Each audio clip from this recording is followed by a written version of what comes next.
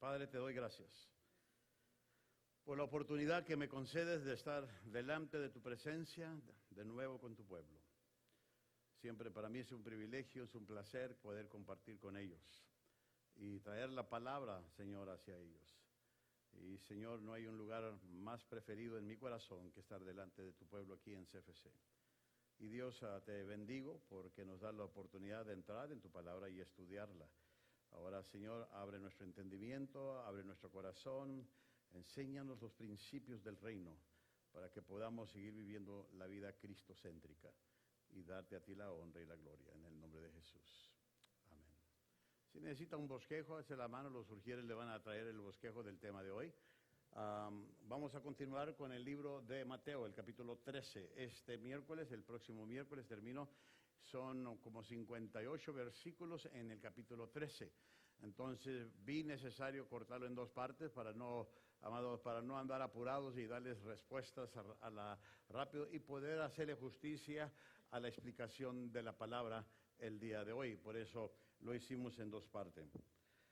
Les he estado compartiendo desde que iniciamos con el capítulo 1 del libro de Mateo, que el libro de Mateo encierra lo que viene siendo el concepto del reino. Jesús estableciendo su reino. Ahora voy a hablarles a ustedes de los secretos del reino. Aquellas cosas que muchas veces no entendemos, inclusive ahorita se va a dar cuenta del por qué le puse de esta manera.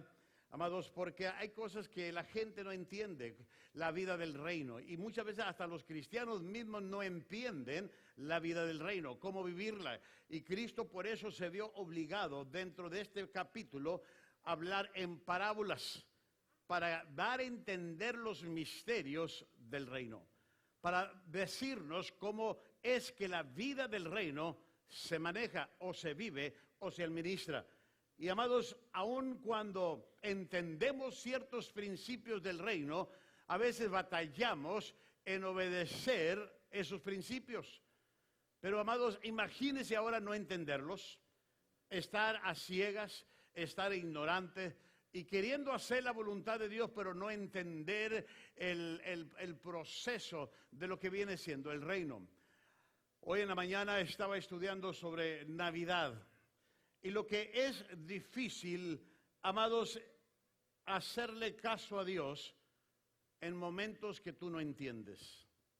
María se le dio una orden y se le dio una promesa que ella iba a concebir al Hijo de Dios.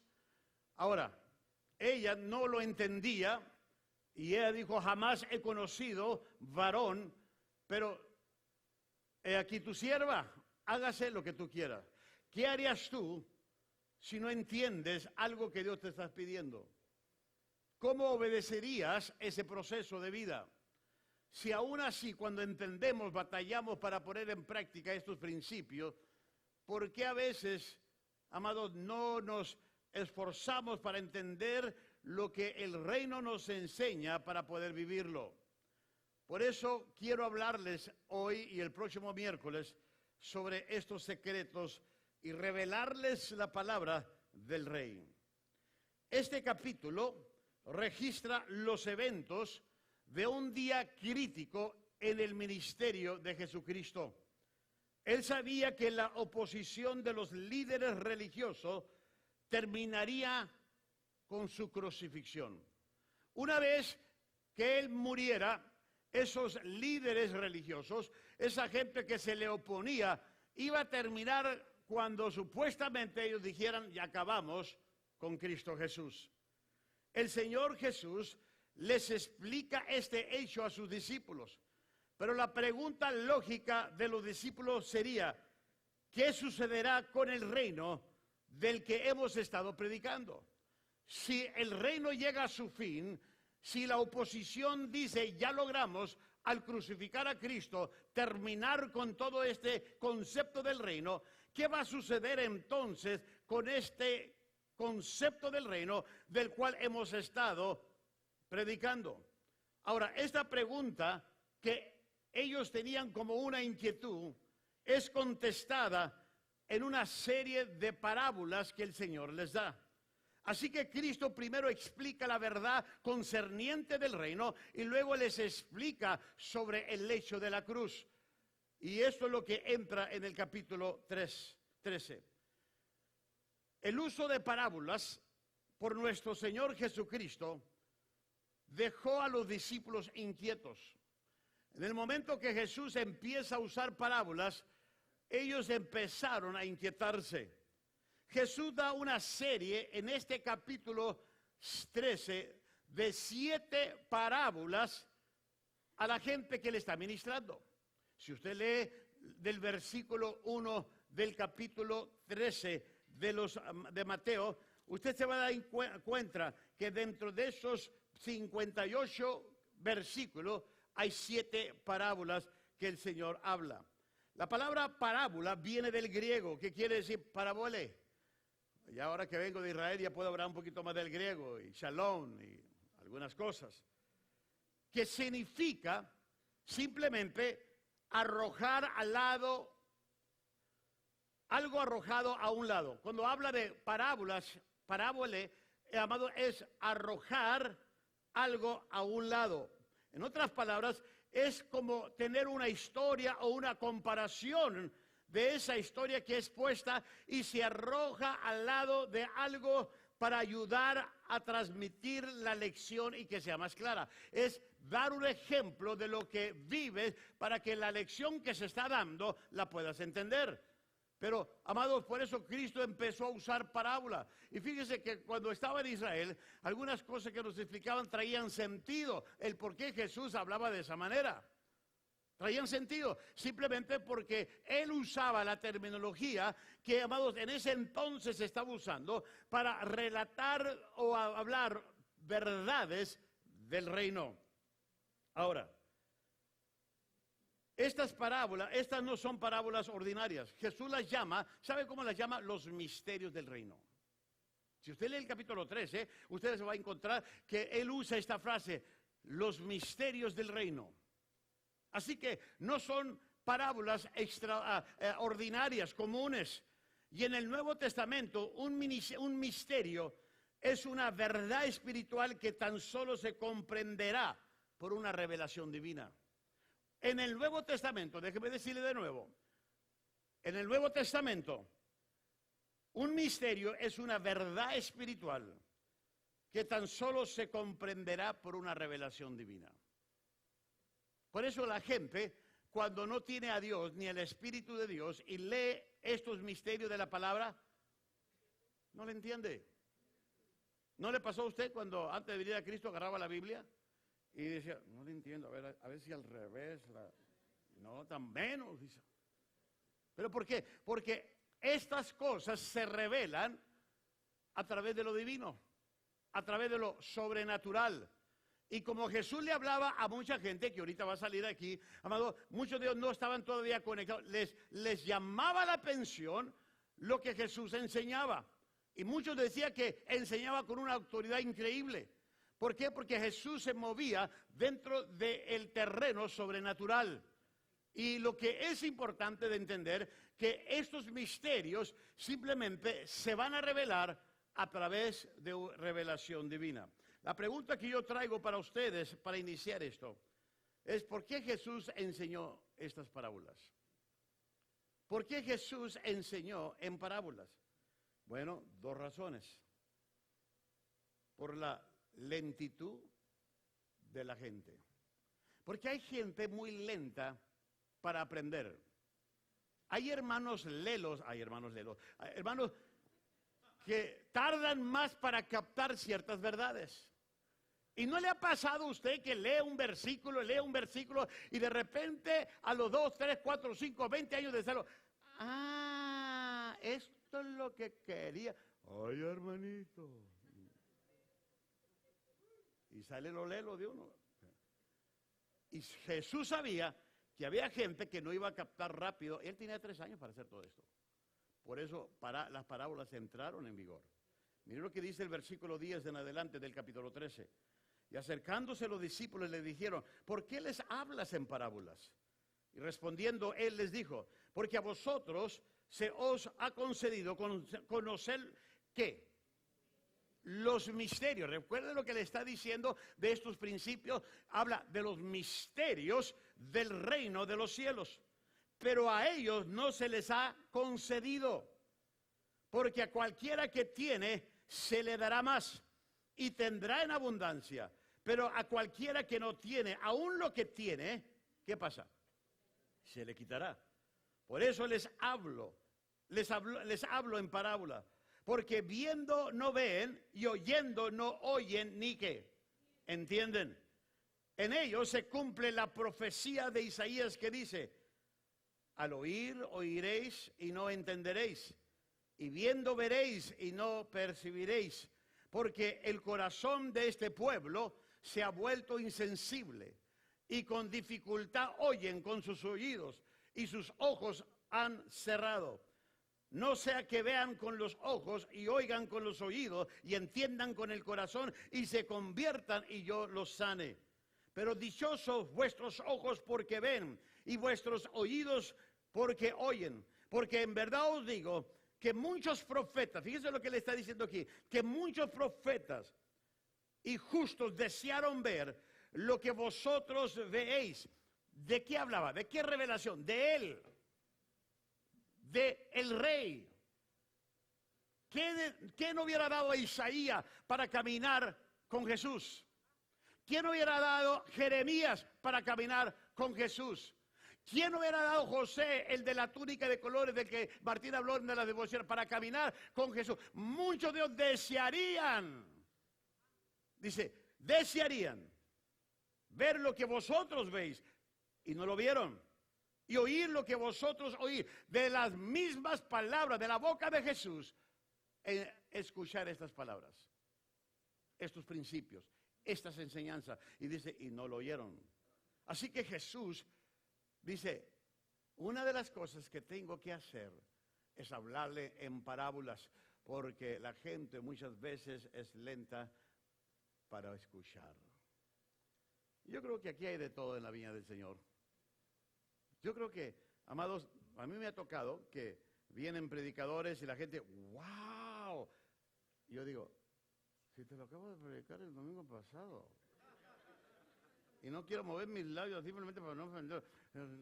Si te lo acabo de predicar el domingo pasado y a mí no me entendiste.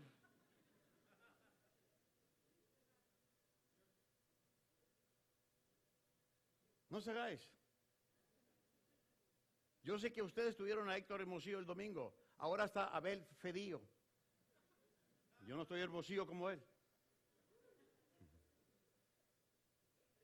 Pero ¿qué quiero decir? A veces a algunos le llega, o como decimos ahí, le cae el 20. De eso se trata el diezmo, tanto que predica ese hombre ahí, nunca le hacía caso. Sigamos y no voy a empezar a hablar de todo lo que hay en mi corazón. Por la lentitud de la gente. La segunda razón, porque estaba profetizado. Estaba dicho que Jesús iba a hablar en proverbios, que iba a hablar en parábolas. Mire lo que dice Mateo capítulo 13, versículos 34 y 35. Todo esto habló Jesús en parábolas a las multitudes, y nada les hablaba sin parábolas.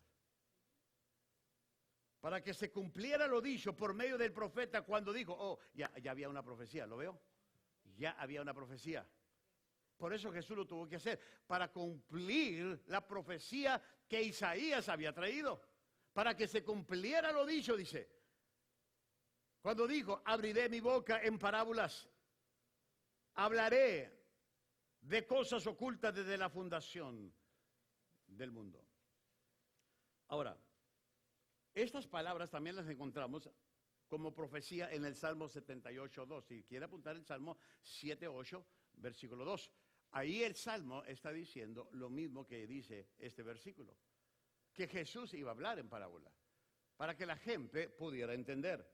Ahora, Jesús no enseñó en parábolas para confundir o condenar a la gente, sino más bien para levantar interés en ellos. Las 7 parábolas nos describen el curso espiritual del reino de los cielos en esta edad presente. En estas 7 parábolas podemos ver usted y yo 3 etapas del discernimiento espiritual. Por eso voy a hablarles hoy de 2 de ellas. Porque estas 7 parábolas me hablan, hermanos, dijo un hermano, no son parábolas, son parábolas. ¿Okay? No, son parábolas. ¿Okay? Déjeme decirle, 3 principios sobre el discernimiento espiritual para entender. Por eso Cristo hablaba sobre esto. Número 1, déjenme hablar sobre esto. El comienzo del reino. Cristo en parábola habló sobre el inicio de ese reino que Él venía a establecer. Miren lo que dice el versículo 1 en adelante. Ese mismo día salió Jesús de la casa y se sentó a la orilla del mar. Si usted ve el mar de Galilea, el mar se llama mar de Galilea porque desemboca del mar Rojo, pero el agua es dulce y no hay olas, además cuando hay viento, cuando hay tormentas, algo interesante. Entonces yo entendí por qué Jesús podía predicar, porque no hay olas, porque yo voy aquí al mar y ni yo mismo me oigo. ¿Okay? Y él estaba a la orilla del mar predicando. ¿Cuántos han ido en el mar y tratan de hablar? Y, bueno, yo entendí, no hay olas, pero es un mar. Se llama el mar de Galilea. Y él está enfrente y usted dice, ¿y por qué Cristo predicaba y la gente lo oía? Y había un gentío de gente, como dicen en el DF, y los escuchaba. Y eso que no tenía micrófonos.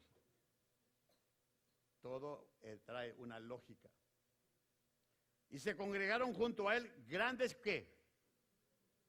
Grandes multitudes. Quiero que escuche esto, porque empieza a enseñarle. Y por cierto, Cristo no se impresionaba por las grandes multitudes, sino por los principios que él estaba enseñando. Se congregaron junto a él grandes multitudes, por lo que subió a una barca y se sentó, y toda la multitud estaba de pie en la playa. En otras palabras, no había asientos. La plataforma de Cristo fue una barca. En otras palabras, si esta es la plataforma, la barca, Cristo se subió acá arriba y la gente parada, y sabrá Dios cuánto predicaría, pero estaba parada. Y nosotros nos quejamos por los asientos que tenemos. ¿Y a qué hora me van a sentar? Ya estoy cansado. Otras iglesias se quejan de eso, ustedes no. Y miren lo que dice aquí. El 3. Y les habló muchas cosas en parábolas, diciendo, he aquí, el sembrador salió a sembrar. Y al sembrar, parte de la semilla cayó junto al camino, y vinieron las aves y se la comieron. Otra parte cayó en pedregales, donde no tenía mucha tierra, y enseguida brotó porque no tenía profundidad de tierra. Pero cuando salió el sol, se quemó, porque no tenía raíz, se secó. Otra parte cayó entre espinos, y los espinos crecieron y la ahogaron. Y la otra parte cayó en buena tierra, y dio fruto. Algunas semillas al 100 por uno, otras al 70 y otros al 30. El que tiene oídos, ¿qué? Que oiga. Quiero que note eso. Jesús está diciendo, el que tiene oído, que oiga. Otras versiones, el que tenga oído para oír, que oiga. Que ahorita voy a explicar un poquito sobre esto. Brinco al versículo 18 porque voy a explicar ahora esta parábola. Vosotros pues escuchar la parábola del sembrador. A todo el que oye la palabra del reino y no la entiende, el maligno viene y arrebata lo que fue sembrado en su corazón. Este es aquel en quien se sembró la semilla junto al camino. Recuerda que habló, el sembrador salió a sembrar junto al camino y, bueno, este es el ejemplo que él está dando. Y aquel en quien se sembró la semilla en pedregales, este es el que oye la palabra y enseguida la recibe con gozo, pero no tiene raíz profunda en sí mismo, sino que solo es temporal. Y cuando por causa de la palabra, quiero que entienda esto, por causa de la palabra viene la aflicción, por causa de estar en Cristo estudiando, viene la aflicción y viene la persecución, dice aquí. Enseguida tropieza y cae. Ahora, ¿pero por qué? Porque no hay profundidad. Cayó la semilla en pedregales. Y eso pasa con muchos cristianos, y ahorita voy a hablar sobre esto. Y luego mire lo que dice en el versículo 22. Y aquel en quien se sembró la semilla entre espinos, este es el que oye la palabra, Mas las preocupaciones del mundo y todo lo que tiene que comprar en Navidad, es lo que dice aquí. Es que tiene que leer la Biblia con creatividad. ¿Qué voy a hacer con mis deudas? ¿Cómo voy a pagar la renta? ¿Qué me irán a regalar esta Navidad? Amor. Y te vamos a dar un tamal para que tengas algo de qué abrir. ¿Qué te parece? Por lo menos vas a tener algo que abrir en Navidad. Un tamal. No será nada del Nordstrom, pero será de la olla. Okay. Mas las preocupaciones del mundo y el engaño de las riquezas ahogan la palabra, dice. ¿Y se queda qué? Sin fruto. Pero aquel en quien se sembró la semilla en tierra buena, este es el que oye la palabra y la entiende. El que oye, ¿y qué?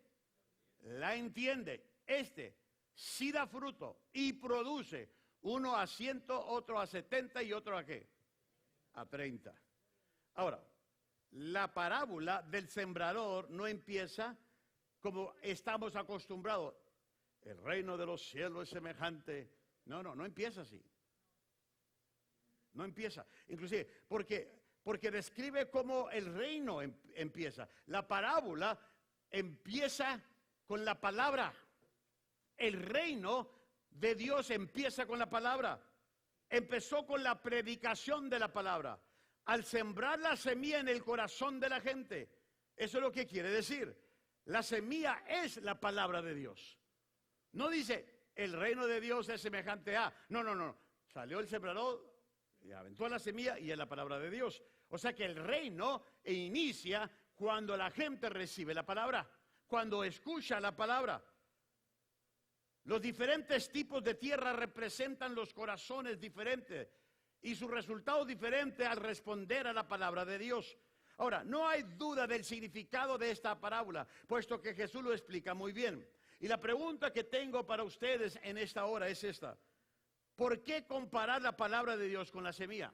¿Sabe por qué se compara la palabra de Dios con la semilla? Bueno, porque la palabra es viva y eficaz. La palabra es viva y eficaz, dice Hebreos 4:12. No es como la palabra del hombre. La palabra de Dios tiene vida en sí. Y esta vida puede ser impartida a todo aquel que cree. La verdad de Dios debe tomar raíz en el corazón. Debe ser cultivada y permitirle que lleve fruto. Una vez que usted oiga esta palabra, que usted entienda esta palabra, déjeme decirles esto. Esa verdad que usted percibió y entendió, esa palabra tiene que ahora, amados, echar raíz en su corazón y tiene que ser cultivada y tiene que dejarla crecer. De otra manera, usted nomás escuchó por aquí y le salió ¿qué? Por acá. La semilla tiene que plantarse bien. Se tiene que plantar bien. Tiene que dar fruto. Ahora, yo les dije hace rato que Jesús no estaba impresionado con la gran multitud. A él no le al contrario, los evitaba.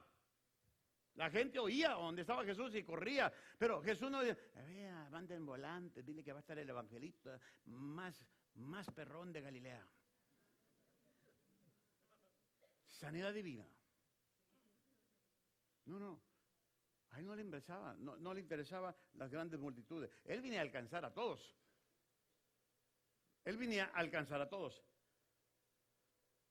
Cristo sabía que la mayoría de la gente no recibiría su palabra en el corazón.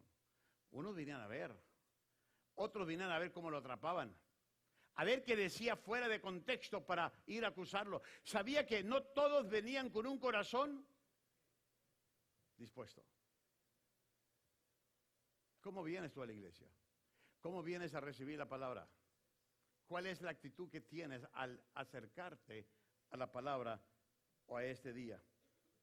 Ahora, si una planta ha de llevar fruto, debe echar raíces en la tierra y ser expuesta al sol. Fíjese bien, si una planta ha de dar fruto, lo primero que tiene que hacer es echar raíces y estar expuesta al sol. En la parábola, el sol representa la persecución que viene por causa de la palabra. Y usted ya lo leyó conmigo. La aflicción, la persecución viene por causa de la palabra. La persecución le ayuda a los creyentes a crecer. Ningún amén. Déjame buscar al muertito aquí. Estoy muertito. Cuando hay persecución, cuando hay aflicción en tu vida y aplicas la palabra y por causa de la palabra, eso te va a ayudar a crecer. Mi lado dijo amén, los demás no dijeron nada. Vale, si no me ponen el mal. Ahí le va. La persecución le ayuda al creyente a crecer, pero el sol mata a una planta sin raíces. Así que si tú escuchas la palabra y no echas raíces, cuando llegue el sol, ¿qué crees que va a pasar con tu vida? Se muere. Esto explica el por qué algunos creyentes no duran, no permanecen, empiezan bien, pero a los 2 días andan tirando el bofe.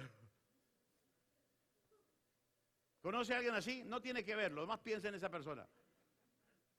Que es inmaduro, que no ha echado raíz.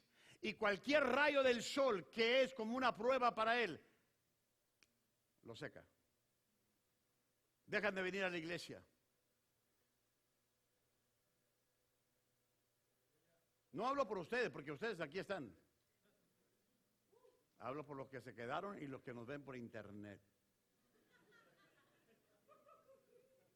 Sí, ríase con ganas, mi hermano. Esto explica el por qué algunos de ellos no duran. ¿Sabe por qué? Porque la fe de ellos es débil, su comprensión es pobre y la decisión de ellos no es sincera. A veces reciben a Cristo o la palabra de una manera condicional. Pero la palabra o la semilla, para que dé fruto, tiene que echar raíces. En Mateo 13 encontramos la palabra oír 19 veces. En este capítulo 13, cuando dice el que tenga oídos para oír, lo encontramos 19 veces. La importancia de que usted y yo estemos escuchando ahorita la palabra y no estar en el Facebook. Yo sé que nadie está revisando su texto. De oír.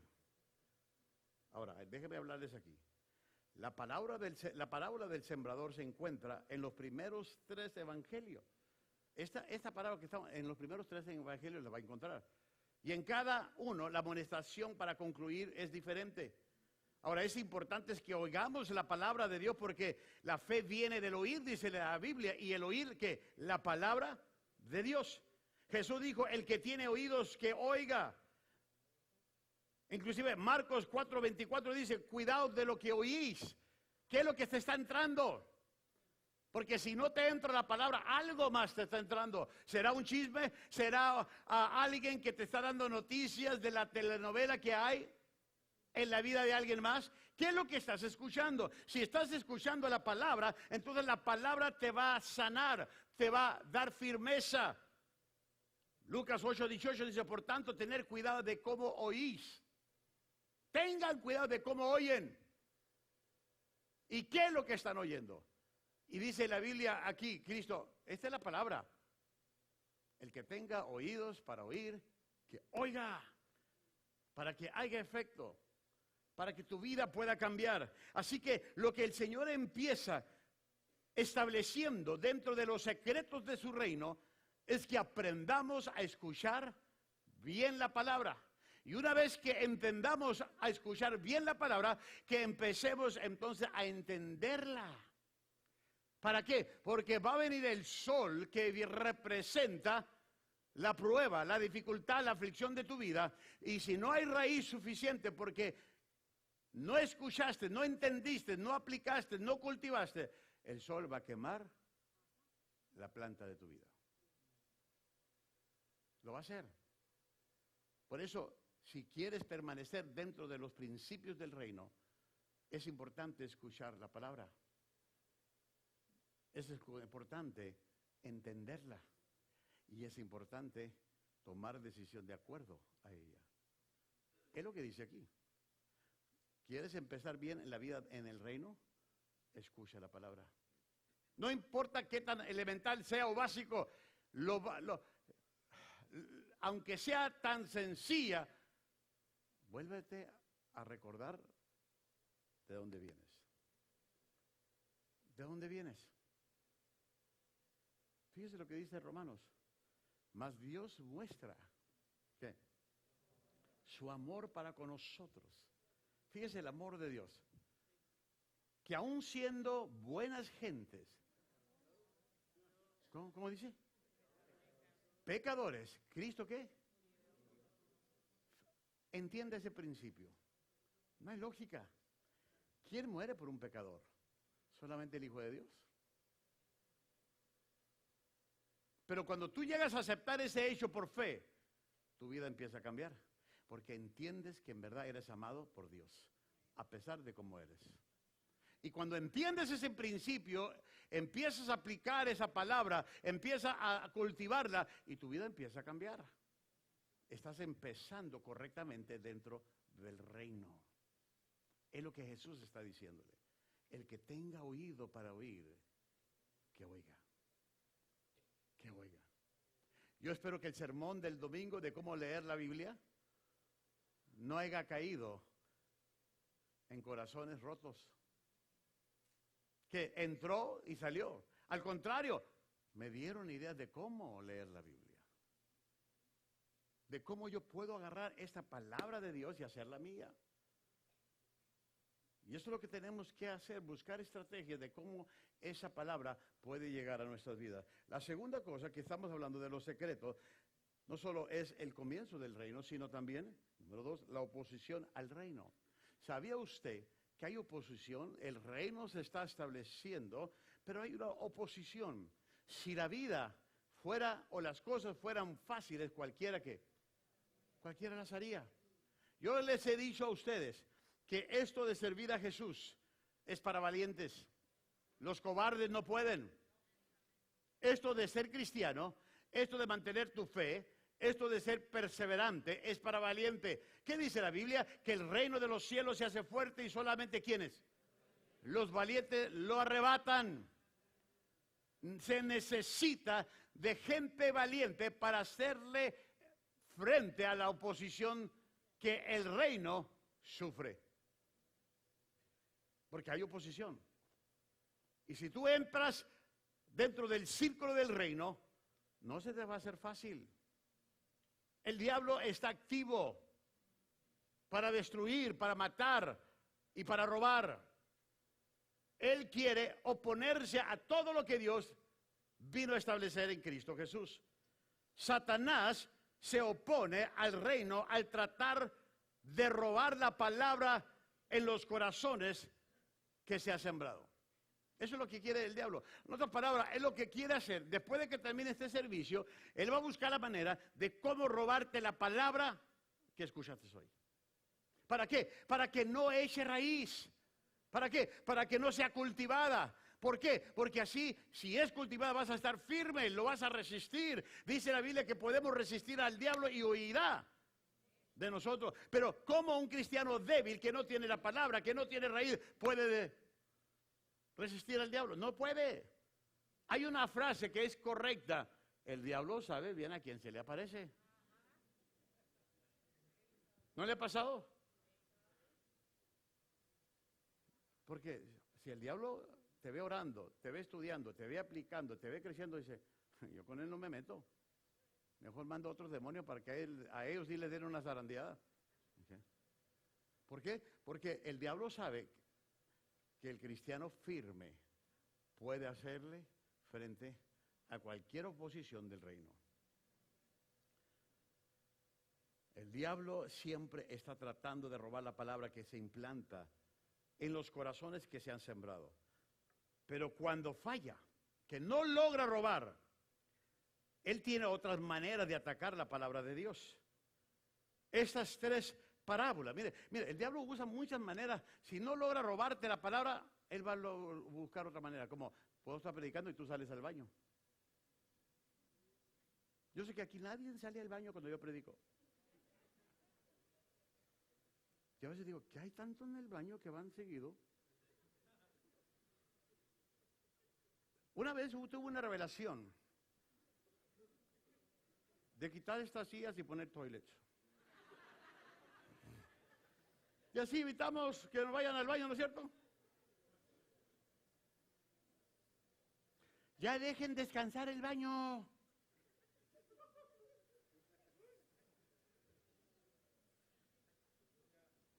Y luego va y no hace nada. Fue a fatigarse, caminar lejos, lejos. Entonces, si quieres modelar, está bien. Pero métete a un curso de modelaje, no aquí. Porque el diablo te está diciendo, ve al baño, ve al baño. ¿Quieres ir pipí, verdad? Ve al baño. ¿Por qué no te hace eso en el cine? ¿Por qué no te hacen eso cuando estás haciendo otras cosas que te gustan? ¿Cuántos vieron la película de Titanic? 3 horas sin ir al baño. Póngase a pensar. 4 horas son. Uy, pues salió uno más experto. Vamos a poner que son 4 horas. ¿Sin ir al baño? Me imagino que ya cuando terminó el película, empezaron a bailar la quebradita, ¿no? Pero aquí, ni media hora, aguantamos. ¿Sabe por qué? Porque el diablo, mira, how no we here? Vamos afuera. Porque él está tratando de robarte lo que la semilla está tratando de hacer en tu vida. Hay oposición. Estas 3 parábolas revelan que Satanás es un imitador.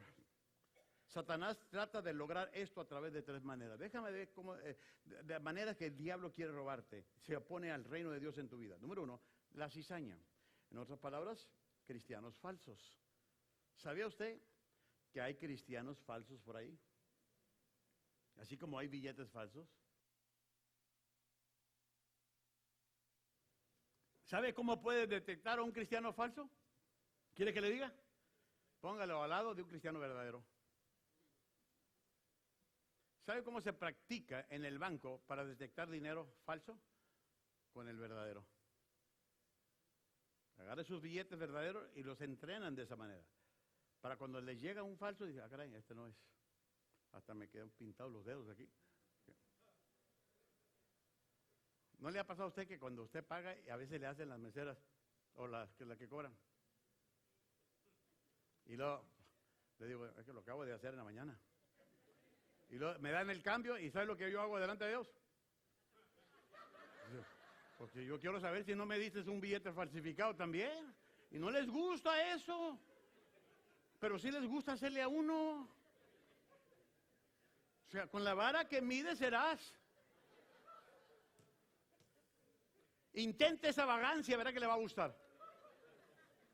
Porque da coraje, ¿verdad? Que a uno le esté cuestionando su dinero. Bueno, cuando te den el cambio, más darle. O que agarran un plumón. ¿No le ha pasado que agarran un plumón?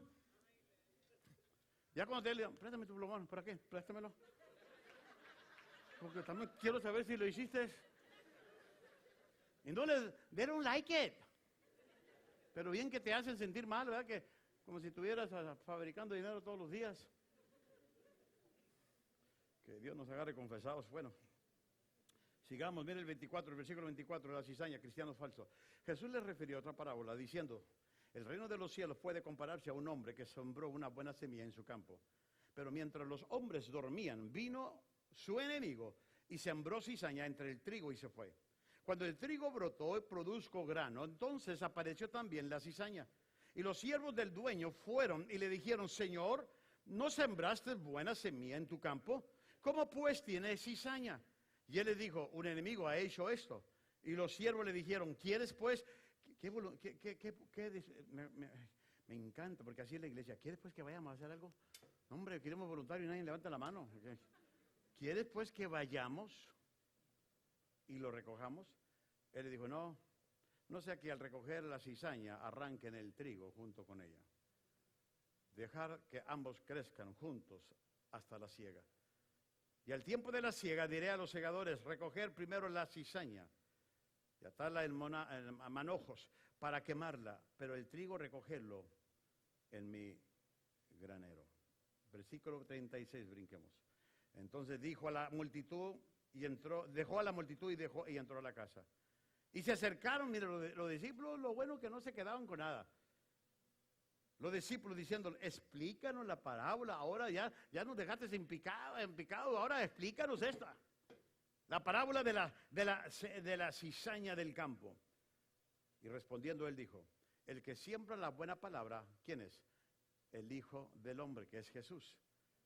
Y el campo es el mundo. Y la buena semilla son los hijos.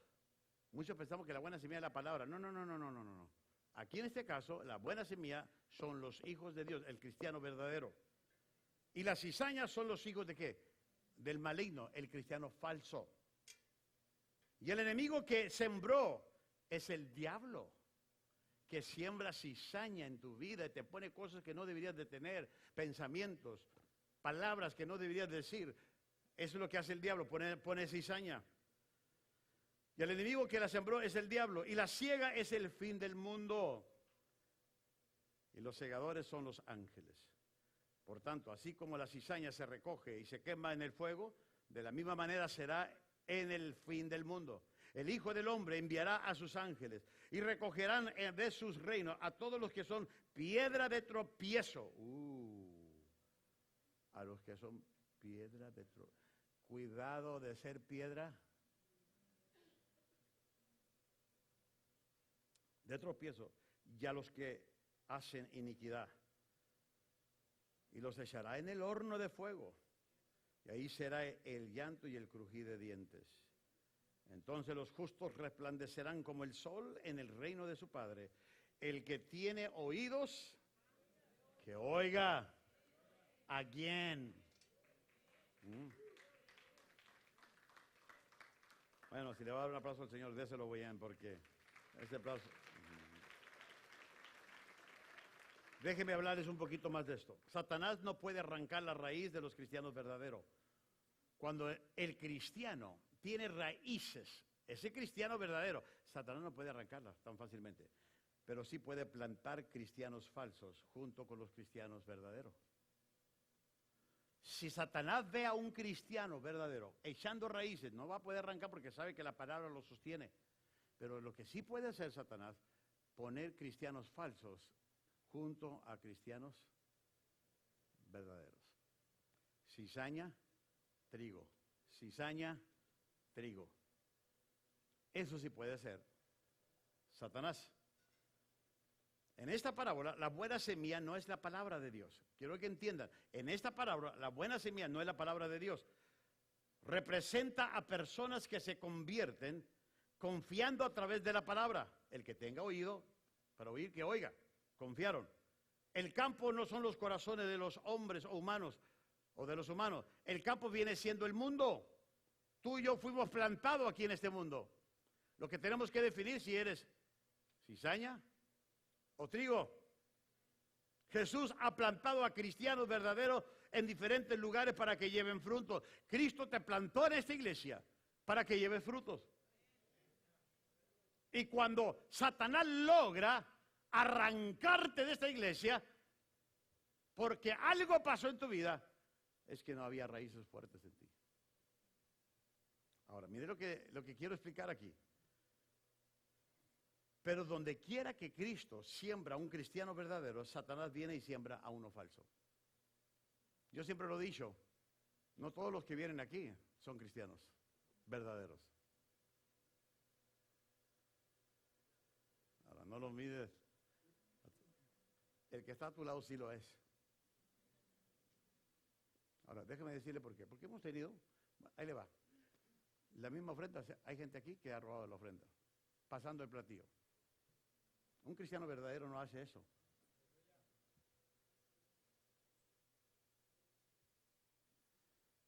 ¿Con quién estás sentado a tu lado?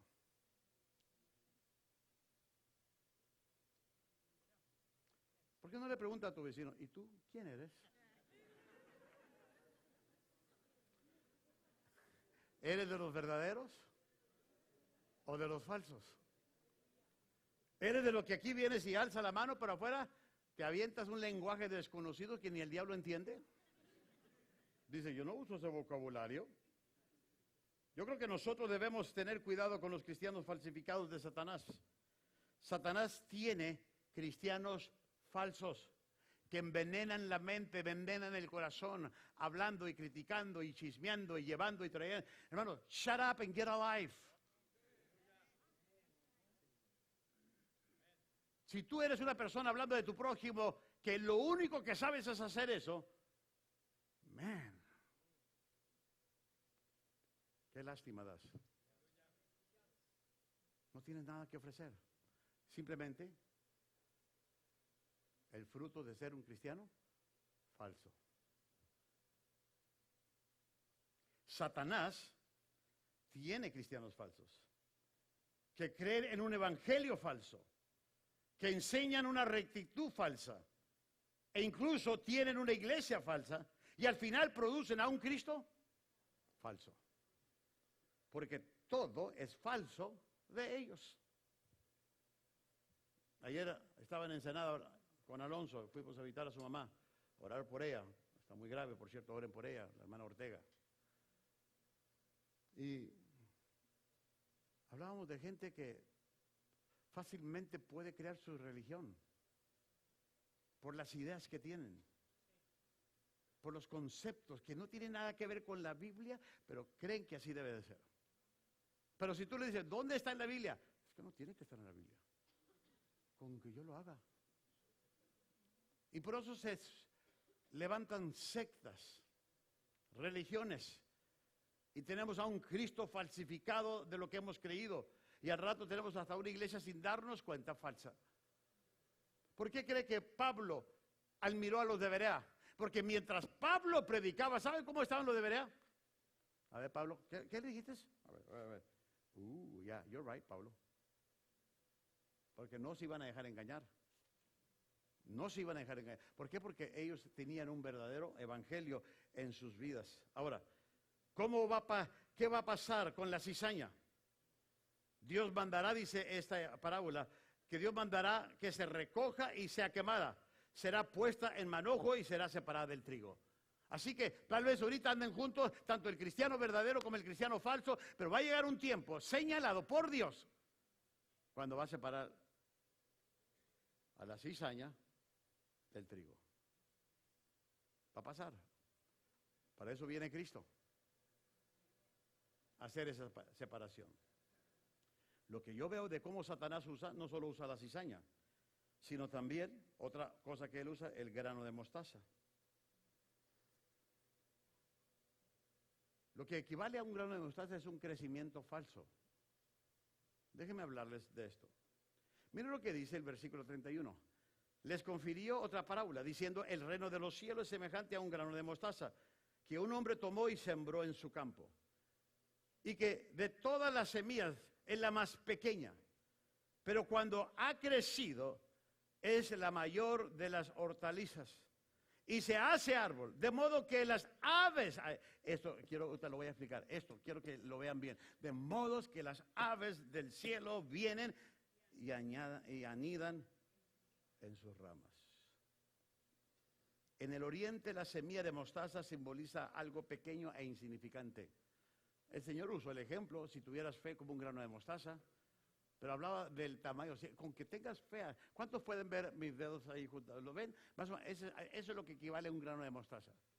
Si tuvieras fe, ese es el lado positivo de tener fe como un grano de mostaza. Pero aquí no está hablando de una fe como un grano, está hablando de una vida que aparenta belleza y grandeza y crecimiento, pero no hay solidez. Lo único que sirve es para hacer nidos para los pájaros, pero no da frutos, no da nada. Inclusive, este tipo de semilla de mostaza produce una planta grande, tipo árbol. La planta es lo suficientemente grande que los pájaros pueden hacer ahí su nido. Puesto que Jesús no explica esta parábola, Esta es una de las palabras que no explica. ¿Sabes lo que yo tuve que hacer?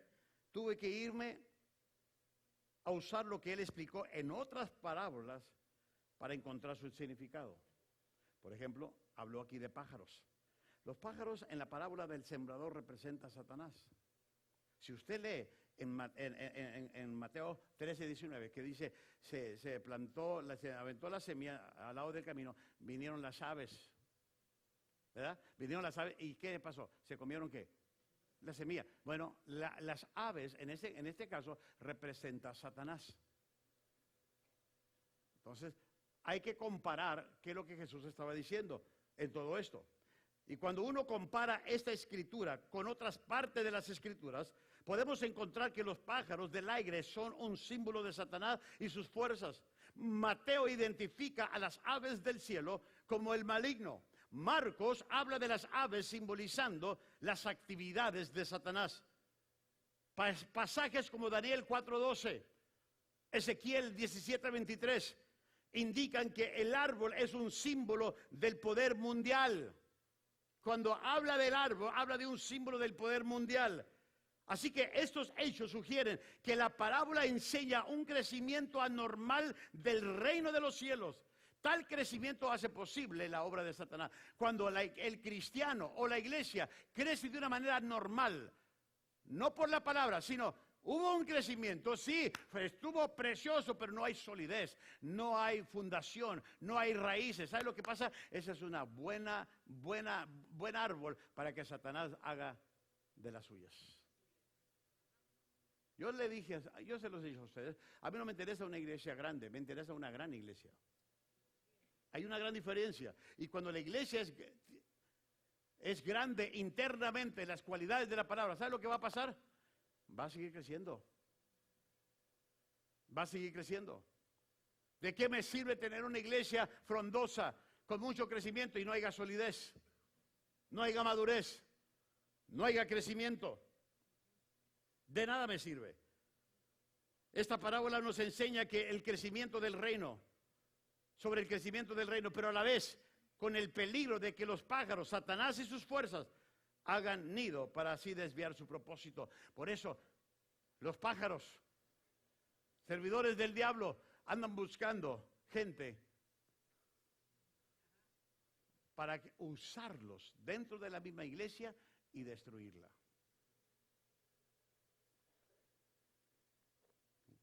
¿Por qué no le dices a tu vecino, ese no soy yo? Y tú contestas, ni tampoco yo. No vino. ¿Por qué? Porque mire, cuando tu vida crece y aparentas una espiritualidad, pero no tienes fundamento, no tienes raíces, no tienes solidez, dice Satanás, a este lo puedo usar.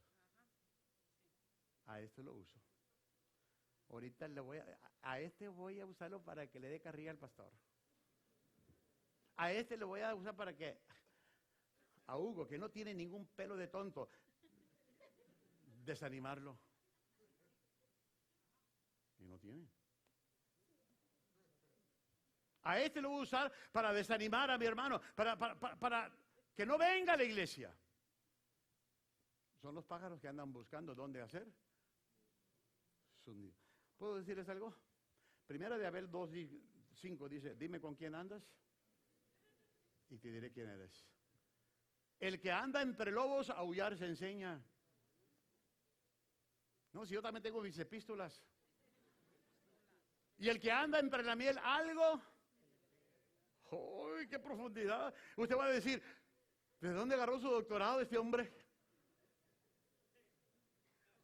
¿De dónde estás recibiendo tu palabra? ¿Eres un grano de mostaza o eres la buena semilla que cayó en buena tierra? Tú decides eso. Y lo último que Satanás puede usar, no solo un grano de mostaza o la cizaña, la levadura, una doctrina falsa. Ya vengan los músicos. Miren lo que dice la palabra en el versículo 33. Les dijo otra parábola. El reino de los cielos es semejante a una levadura que una mujer tomó y escondió en 3 medidas de harina hasta que todo quedó, ¿qué? Fermentado. Déjenme explicar esto, ya voy a terminar. Y el próximo miércoles, en la misma hora, en la misma iglesia, en el mismo canal, véngase. En el mismo capítulo. El grano de mostaza, déjenme explicarles esto. El grano de mostaza ilustra un crecimiento falso. No crezca como crece el grano de mostaza, de una manera falsa. El grano de mostaza ilustra un crecimiento falso en la expansión del reino, mientras que la levadura ilustra el desarrollo de doctrinas falsas y un vivir falso. ¿Cuántos conocen gente que dice, es que si tú no crees como yo, no eres de los míos? Si tú no haces esto, si tú no te quitas esto, te pones esto. ¿Y qué es lo que pasa? Están creando sus propias doctrinas y su manera de vivir. A través de la Biblia, la levadura es un símbolo de lo malo. Era quitada de los hogares durante la Pascua. ¿Sabía usted eso? No se permitía durante la Pascua usar levadura. Era excluida de los sacrificios la levadura. Y muchos de nosotros le echamos a nuestros sacrificios levadura. Para que la gente diga, wow, este que sí se aventó. No, hombre, nomás dio 50 centavos y pidió cambio. Y hay mucha gente que vive de esa manera, enseñando doctrinas falsas, doctrinas de hombre, diciendo qué es lo que debes de hacer, usar y decir. Esa es levadura en tu vida. Yo siempre se los he dicho, no tengo la iglesia perfecta, tenemos una iglesia bendecida, no perfecta, pero bendecida sí. Y una de las cosas que yo creo que Dios favorece esta iglesia es por la vida de cada uno de ustedes. Porque están practicando lo que deben de estar practicando de la palabra. ¿Qué te enseña la palabra? ¿Qué te dice la palabra? Porque si tú dices, es que así enseña el pastor, eso es lo que dijo el pastor Ledesma. Pero si no está en la palabra, ¿por qué lo vas a hacer? Es que así me enseñó mi papá, pero si no está en la palabra, ¿por qué lo vas a hacer? Si alguien te dice, porque tú lo admiras y estás recibiendo sus enseñanzas, vete al abismo y aviéntate, ¿lo harías? No. Esa es levadura. Cuando estás inflando la palabra para sacarle tu propósito. Así que la enseñanza de la palabra, lo que Jesús estaba estableciendo, está revelando secretos a la gente para que puedan vivir una vida más práctica y cristocéntrica. Esa es la vida del reino. Vivir como Jesús vivía. ¿Sabe qué? Ya quiero terminar, no puedo. Jesús le encantaba andar con gente imperfecta, porque los amaba, no los condenaba. Póngase a pensar en la mujer que habló con Jesús en el pozo, la samaritana. ¿Cuándo Jesús la condenó? Pero si hubiéramos sido algunos religiosos con levadura, ay, cruz, que se vaya el diablo, venga Jesús, yo no me junto. ¿Por qué no? ¿Por qué no juntarte con ella para que demostrarle el amor de Jesús? Jesús le dijo, ¿sabes qué? Si tú tomaras agua de la fuente verdadera, jamás tendrás sed. ¿Sabe por qué le dice eso? Ahí le va. ¿Por qué le dice eso? Porque llevaba 4 matrimonios y con el hombre que vivía, no era prestado. Era por un rato. Ahí se inventó la canción de Ricky Martin, La Vida Loca. Y sin embargo, Cristo nunca la condenó. Dijo, no, si te acercas a mí, a la vid verdadera, al agua verdadera, ya no vas a tener sed jamás. No le está hablando de una doctrina, está hablando de un estilo de vida. ¿Por qué la gente no se llena? ¿Por qué la gente anda buscando? ¿Por qué la gente anda yendo de aquí para allá? ¿Por qué? Porque Cristo no los llena. Porque no están tomando de la fuente verdadera. Al contrario, Cristo le dijo, mujer, La mujer, ¿sabe qué? Se convirtió en un evangelista. Regresó, me encontré el Mesías. Empezó a predicar. Este hombre sí me dijo mis verdades, pero con amor. No, yo nunca veo en esa porción que Cristo la condenó. El religioso, el que anda más presumiendo levadura, siempre se la pasa condenando. No, y si pecas, me la pagas, me voy. No te voy a hablar. Es cuando más te necesita. ¿Sabías tú que la persona que pasa por esas situaciones cuando más te necesita? Sé como Cristo. Eso es lo que tienes que hacer. Póngase de pie. ¿Aprendió algo, por lo menos? Denle un aplauso al Señor.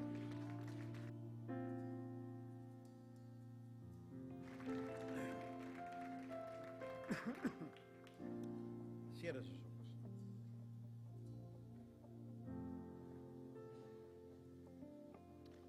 Padre Dios, te doy gracias por tu palabra, que es viva y eficaz. Y es una espada de dos filos. Gracias porque nos has revelado estos principios de tu reino. Tú quieres que vivamos una vida cristocéntrica. Que seamos prácticos como tu Hijo era. Queremos ser como tu Dios. Que esa palabra que hayamos escuchado en este día no vuelva vacía. Que la podamos entender, podamos cultivarla para que dé su fruto. Ayúdanos, Dios. Queremos ser como tú en el nombre de Cristo Jesús. Mi corazón